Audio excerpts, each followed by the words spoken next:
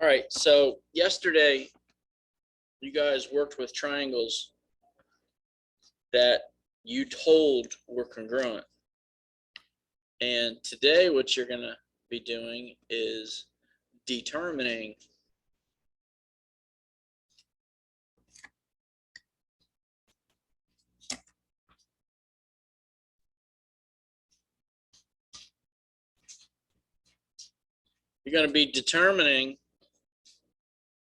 if two triangles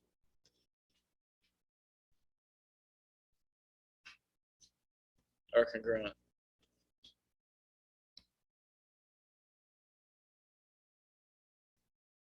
Now, there's a couple of rules in geometry that you're going to use today and tomorrow to determine if triangles are congruent.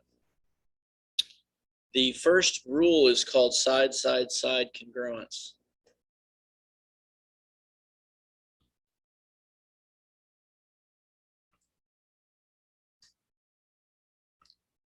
And we just abbreviated SSS.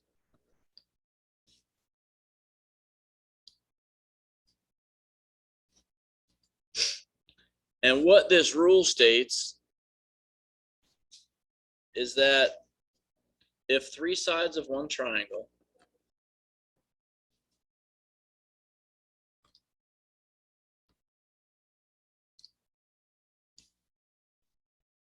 are congruent,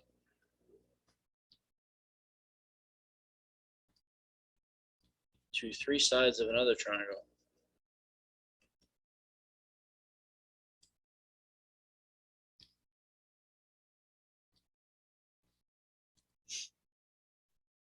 then the triangles are congruent.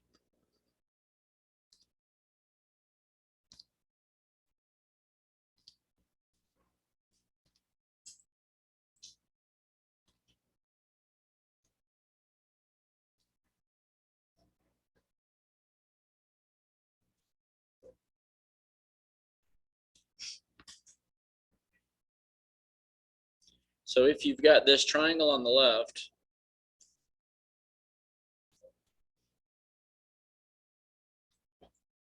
and it is triangle ABC, and then a triangle on the right,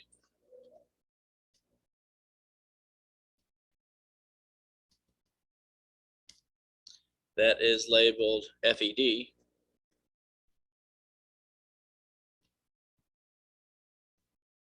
and you're given this information. All right, let's say that side AB has one tick mark and BC has two tick marks and CA has three tick marks. And then in the triangle on the right, side DE has one tick mark, side EF has two, and side FD has three.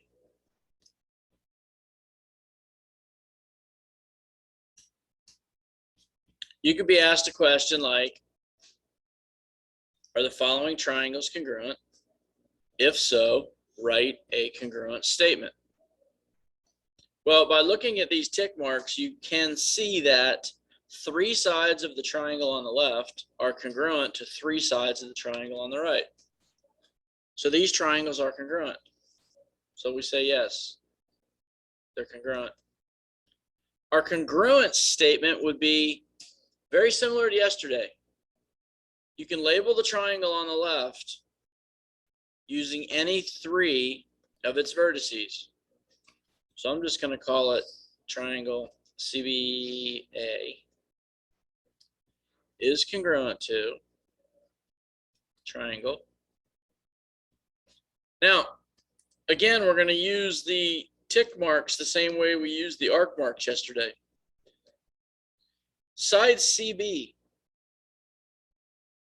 is congruent to side FE or EF. Now, this is where you got to be careful, because see how we went from C to B? Kind of went in this direction, right?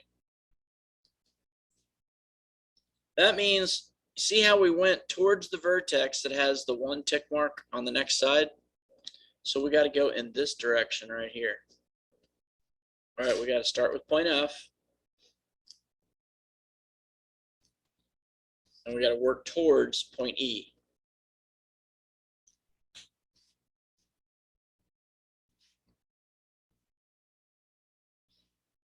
And then finally we use vertex D. Because now the order of the letters or corresponding sides are congruent. You can see that side CB, the first two letters, is congruent to side FE. You can see that side BA right here, the second and the third letter, that's congruent to side ED, which is the second and the third letter in this second description. And BA and ED both have one tick mark. And then finally, your first and your last letters in your descriptions, right here, this side CA is congruent to this side FD, and F and D are the first and third letters in the description on the right. So that's what you have to be careful of when you are writing your congruence statement using side, side, side congruence.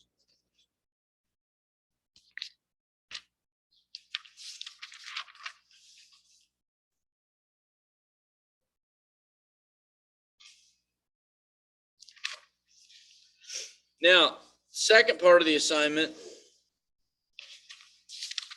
quite a bit more difficult.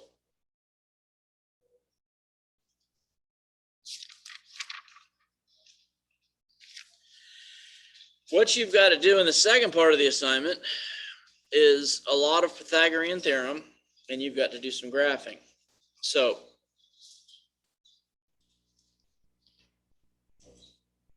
your question is going to look something like this. Triangle ABC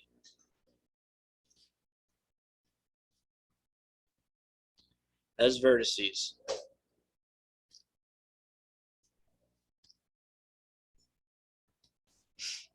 A is at 1, 1.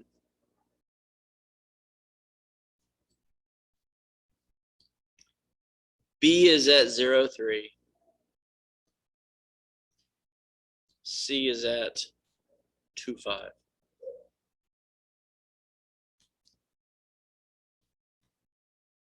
And triangle EFG has vertices.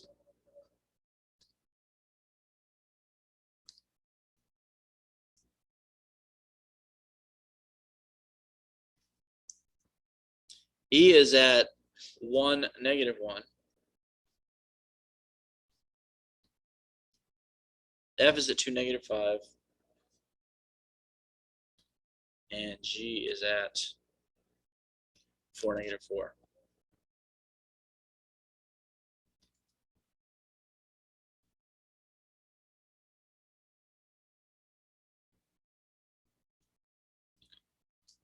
Determine whether the triangles are congruent. So we are going to determine. Yes. Where did I get it? It's just part of the question. Did I write something wrong? Here's G right here. 4, negative 4. We're starting a new problem. We're done. This one's done. The two new triangles have vertices ABC and EFG.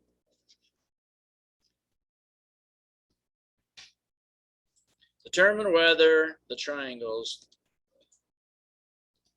are congruent. If so, write a statement.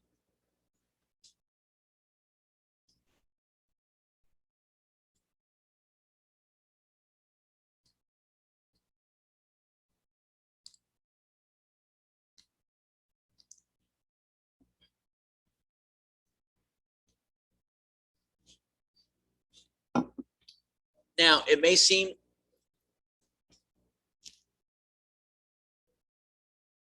like a ton of work in the beginning, but we're going to use the Pythagorean theorem here to find the lengths of these sides of these triangles, and it's going to end up being pretty fast. Okay, so the first thing we're going to do is we're going to graph both of these triangles. So the best that you can Try to get you a coordinate plane.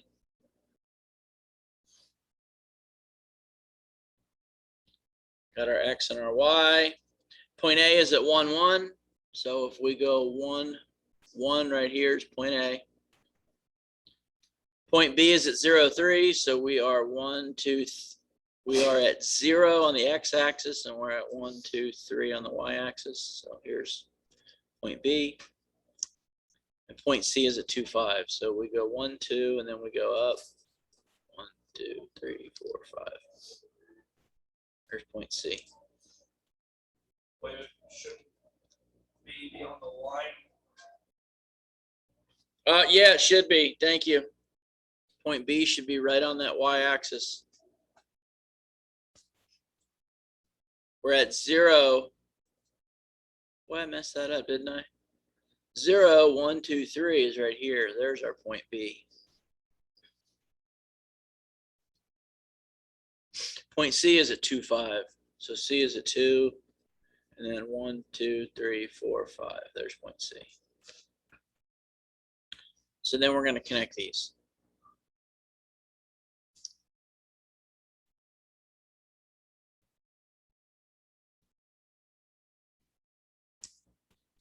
All right, there's our first triangle. Second triangle. E is at 1, negative 1. So 1, negative 1 will be right here. Here's point E. F is at 2, negative 5. So here's 2 and negative 1, 2, 3, 4, 5. And G is at 4, negative 4. So here's 4 and negative 1, 2, 3, 4. There's point G.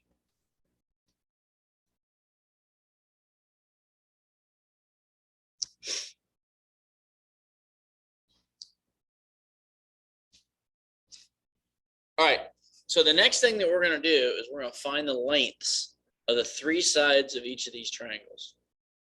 Okay? We're using a version of the Pythagorean theorem, but this is like a shortcut. So we take this first triangle, ABC, and all of these legs are diagonals. But if I put my pencil on point C and I go straight down, and then I turn left and I go horizontal to point A, I just formed a right triangle. And this triangle has a side that's 1 and another triangle, or the other side that's 1, 2, 3, 4. So this is a 1 by 4 triangle. Got it? Do the same thing with side BA. Here, here. I got this side on the bottom that's 1, and I got this side on the left that's 2. Does everybody see it? So it's a 1 by 2 triangle. And now we're doing the same thing with side BC. We're going up, we're going vertical until we can go horizontal. We've got a 90-degree angle, and we've got a 2 by 2 triangle.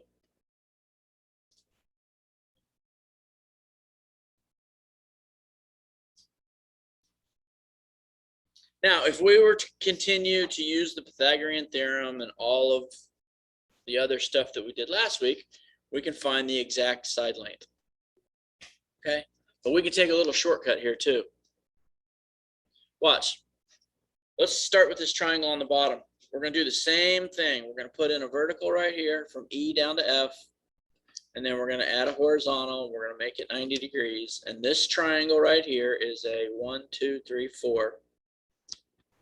It's a 1 by 4 triangle, isn't it? Does everybody see that? If it is a 1 by 4 triangle, and this triangle up top is a 1 by 4 triangle, won't both of them have the same hypotenuse? Won't E to F be the same as A to C?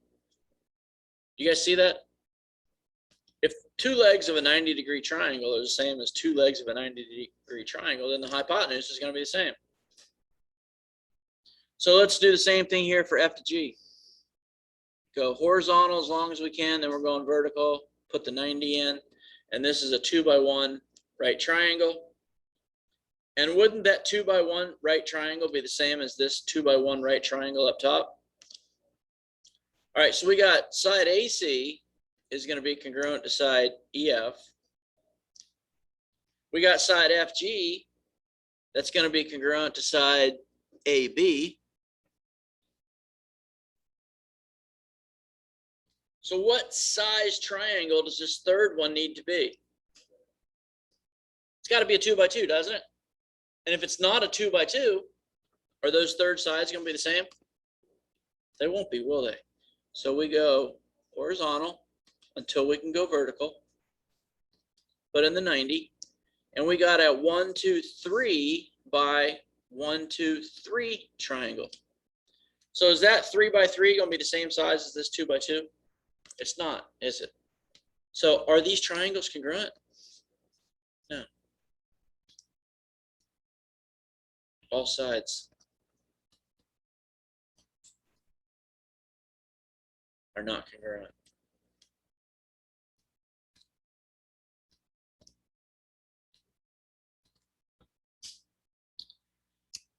And that's what you're going to be doing today with a couple of different triangles.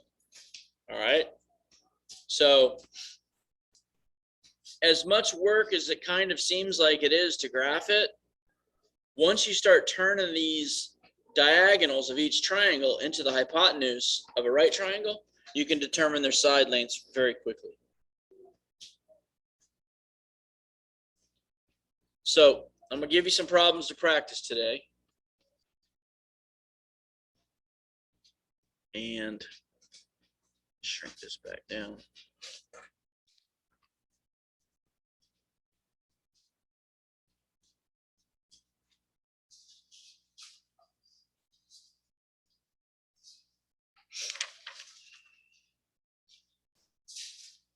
On page 269,